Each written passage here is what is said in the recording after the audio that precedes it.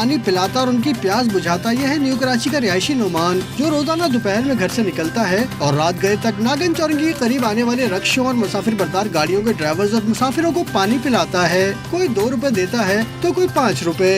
मैं 12-1 बजे तक खड़ा होता हूँ यहाँ पर। हाँ, तो मैं 5 रुपए का 2-3 रुपए का रिक्शे वाला पानी पीता है। ये बस कभी काम होता है कभी काम नहीं होता है, तो अब फिर उसके बाद फिर गाड़ियाँ कम होती है। नुमान का कहना है कि वालिद के इंतकाल के बाद उसने ये काम शुरू किया। वालिद साहब का इंतकाल होने के बाद ये हमारी 2 रोटी के पैसे नहीं बनते थे यहाँ पर। नुमान उन लोगों के लिए रोल मॉडल है जो मेहनत से जी चुराते हैं और दूसरों के सामने हाथ फैलाते हैं।